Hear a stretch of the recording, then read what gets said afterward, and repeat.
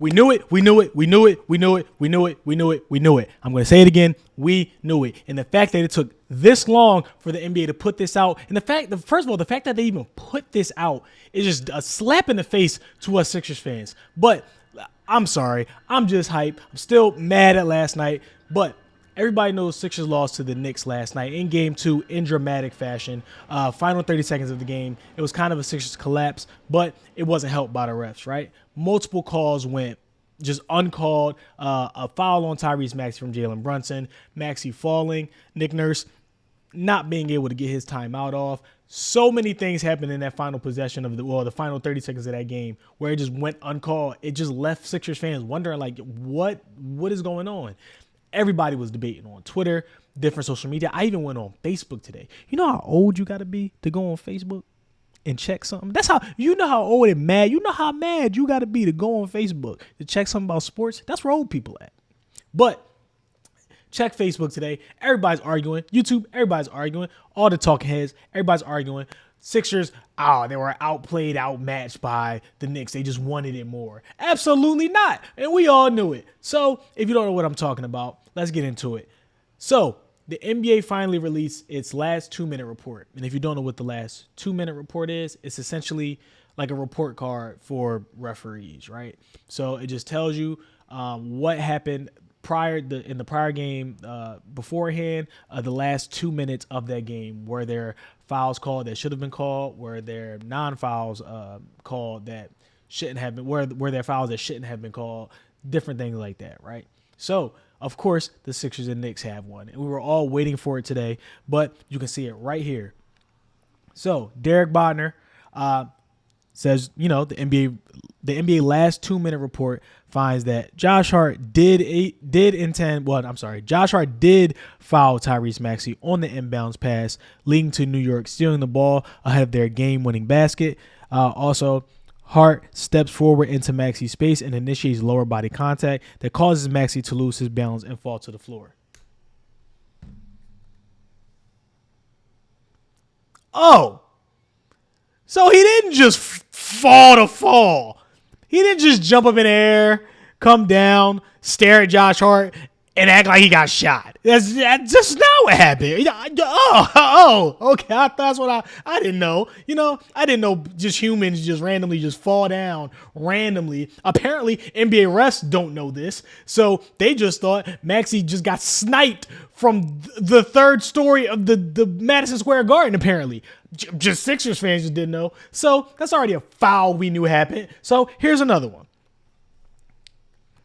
The NBA also finds that Jalen Brunson did pull on Maxey's jersey and it should have been called. We all saw that. That was in 4K, slow motion. We saw it. Actually, we saw it 5 seconds after it happened. Everybody's in shock, but we could all see that Maxey got his jersey. His compression shirt was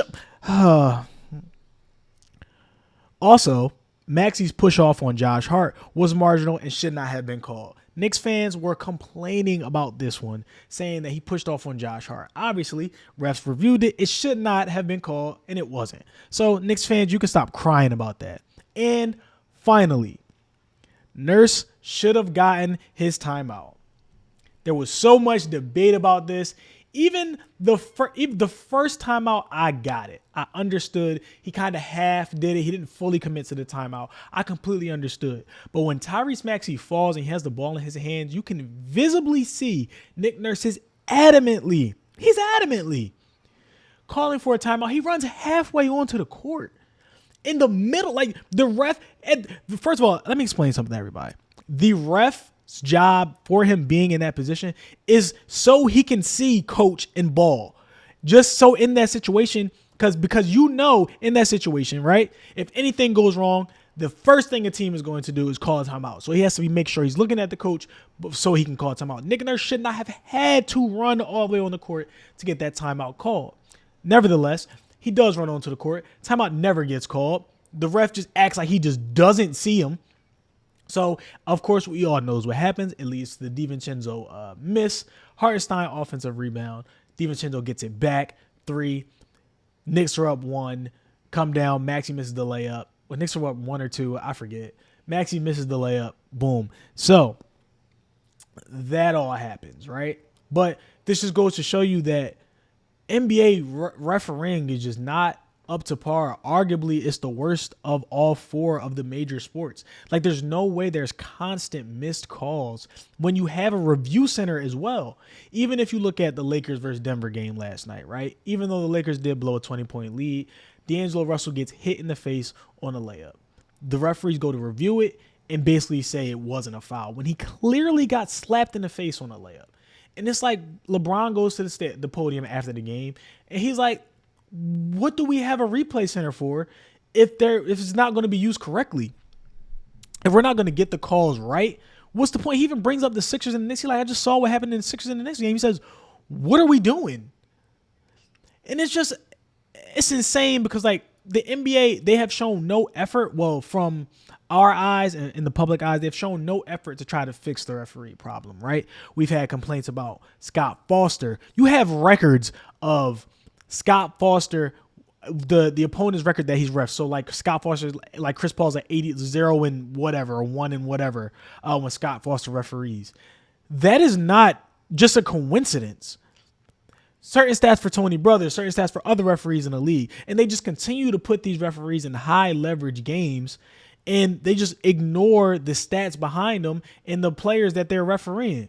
There's obviously something there, and the NBA has shown no type of, like, initiative to try to prevent these things from happening, right? And it's always in defense of the ref. I don't know why referees get this defense. It's just referees across everywhere, even umpires.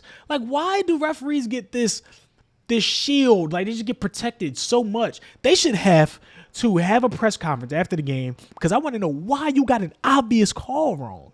I just don't understand. But of course that happened. Oh, there was another tweet from Bonner, and my Twitter just closed. But again, there was another tweet from Bonner probably saying something else got called that the refs just didn't call. Also, I don't understand the point of the last 2-minute report, because if you're going to put that report out and it's going to have blatant information saying that a referee missed a call or didn't call something, he should have called something, whatever, what is that going to change? What is the NBA going to do about it? There should be like a public record, like there is for players, of like if a player gets suspended, right, or something like that happens, of referees getting demoted certain games. Like, there's no reason whoever missed that call in the Sixers game, you missed that. That's 3 different calls that they missed in the final 30 seconds of a Game 2 playoff game versus 2 very good teams. There should be a public report. What is the NBA going to do about that to fix it? There should be a public report letting us know what's happening so that we don't have to worry about this watching this in a future game. So that way I don't have to go into Game 3 when the Sixers and the Knicks are playing. I'm saying, oh, well, don't know how the refs are going to react. Maybe they're going to hate the Sixers for complaining after the game. Maybe they're going to reward the Sixers. Like, we don't know, because it might be the same refs and the NBA doesn't care, or we don't have a report, right?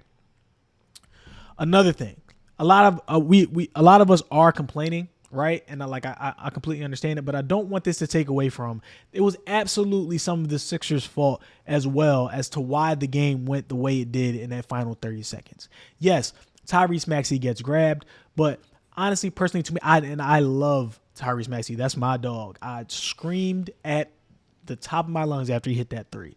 But he has to be stronger with the ball. He does get his jersey pulled, but he also looks like, instead of grabbing the ball and making sure he secures it, he kind of plays for a foul call. And you just don't want that. He does end up getting the ball back, and when he falls to the ground, instead of just being calm in the situation and calling a timeout himself, he panics and tries to throw it to Lowry. Now, that is 100% on Tyrese Maxey, and we have to just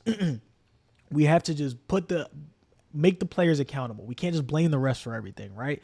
And this is an issue with Tyrese Maxey. He has to just calm down in these moments. I don't want to say it's an issue because he is young, like he's going to make these mistakes. But remember in the Miami game, after that game, well, towards the end of that game with 0.3 seconds left, he and Embiid like tapped the ball out of bounds, and like Miami was like, yo, review it. Like, they can't, but it wasn't enough time left. But and also when Maxey fell, I forget what game he like fell going into back. I think it was the Clippers game or something like that. But he just has to calm down in these situations, right? And it's going to come with him being number one, making sure, like last night he was specifically the closer, and it's going to come with that. He's going to be put in more of these pressure situations where it's going to be relying on him to make sure he makes the correct play. He gets the ball. He secures it. He doesn't have mental lapses. And he's there mentally strong and able to secure the ball. When you fall on the ground, call timeout. But also, Nurse should have, I'm going to put some blame on Nurse and also Kyle Lowry, because Nick Nurse should have been more committed in calling the first timeout on the inbounds, but like before the ball was inbounded, because you can see he kind of half-hearted it.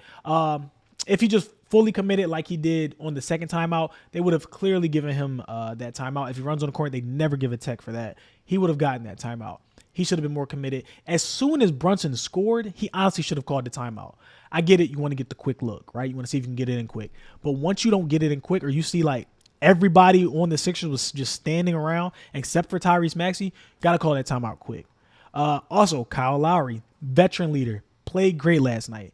Got a bunch of offensive rebounds that the Sixers desperately needed. Was one of those players that he didn't show. It wasn't on the stat sheet, but he was there. He really showed up last night.